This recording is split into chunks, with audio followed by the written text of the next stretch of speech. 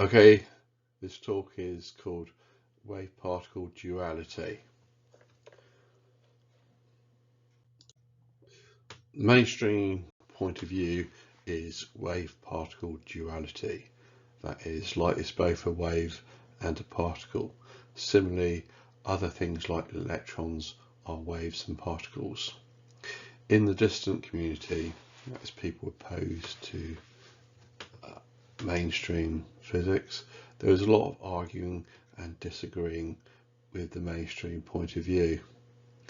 Considering light, some will argue light is a wave and not a particle, while others would argue light is a particle and not a wave. So let's look into the issue. Wikipedia says this: wave-particle duality is the concept in quantum mechanics that quantum entities exhibit particle or wave properties according to the experimental circumstances. It expresses the inability of the classical concepts such as particle or wave to fully describe the behaviour of quantum objects. During the 19th and early 20th century, light was found to behave as a wave and then later discovered to have a particulate character, that is, particle sort of nature, whereas electrons were found to act as particles, then later discovered to have wave-like aspects. The concept of duality arose to name these contradictions. The Wikipedia goes on to say the following: according to history, it's trying to present and it's really a false history. In the late 17th century, Newton had advocated that light was particles, but Huygens took an opposing wave approach. And then it talks about Thomas Young's interference experiments in 1801 and so forth. So, according to Wikipedia, Newton was a particle theory of light and Huygens was a wave theory of light. Let's look at another source, namely what is said about Newton in Encyclopaedia Britannica. So this is from the Encyclopaedia Britannica. It says about Newton, outline of his life and so forth. And then it goes on to say the following. It says Hooke was again a critic, and that's a critic of Newton. And Hooke, in his Micrographica, he had adopted a kind of wave theory of light, according to which light consists of a series of pulses transmitted through a medium pervading space, the universal ether, and had endeavoured to explain rectilinear propagation, reflection and refraction, as well as dispersion and the colours of thin plates. Newton, in his explanation of optical phenomena, indicated that corpuscles of light, that's particles, might be guided by waves in an ethereal medium. Yet he thought little of Hooke's attempts at explanation. So it's noting there that Newton is thinking of light being both a particle and a wave.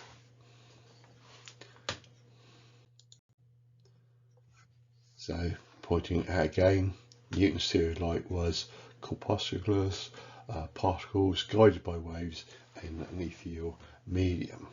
So when Wikipedia says the following, which I'm quoting back from what he said earlier, Newton had advocated that light was particles, but Huygens took an opposing wave approach. That is misrepresenting Newton's theory of light. Newton's theory of light was just more complicated than just saying it was a particle theory. But Wikipedia dumbs it down. It's not just Wikipedia, most textbooks dumb it down. Wikipedia is just going by what most textbooks say, so it's just perpetuating the dumbing down process. The point of all this dumbing down is to make it then a supposed surprise in the 20th century to come up with wave-particle duality. And as you noted, Newton was saying it was wave-particle duality already. Most dissidents opposed to many of the ideas of the mainstream physics, when faced with this dumbed down teaching of physics and not realizing that is what they have been subjected to, then often think they have made some amazing new discovery when considering wave-particle duality, when they have made no such thing. It was already in Newtonian physics for light that there is wave-particle duality, and the idea got extended to other particles such as the electrons that were subjected to wave-particle duality as well. So let's look at some collections of particles where disturbance travelling through those particles is a wave. Say you've got some particles there and you're having a disturbance through them, and the disturbance makes it look like a wave. Another collection of particles and it looks like a wave. Disturbance in the particles looks like a wave. And here we have some more particles, a collection of particles, and a disturbance in those particles looks like a wave.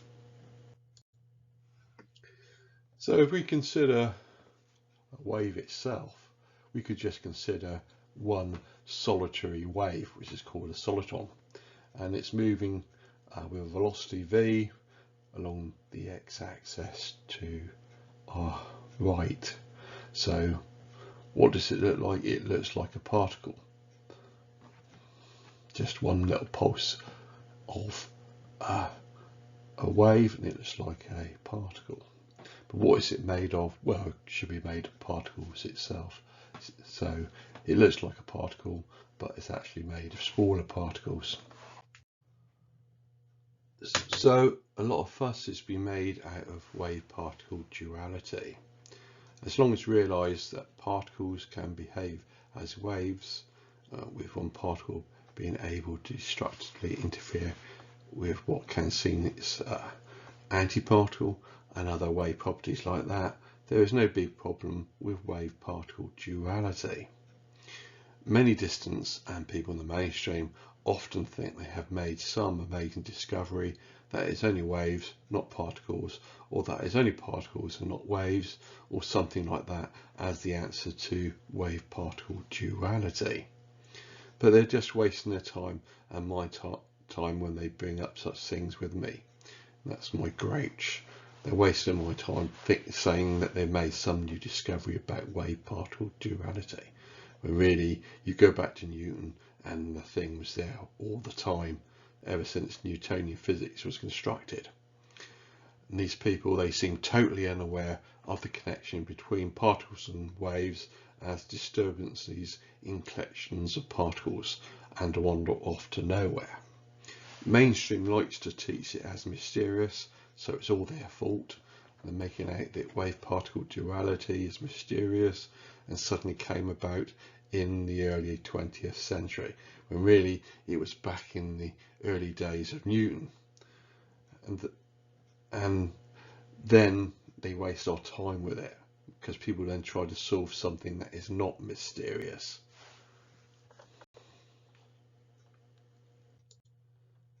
Thank you. That's the end of this little talk.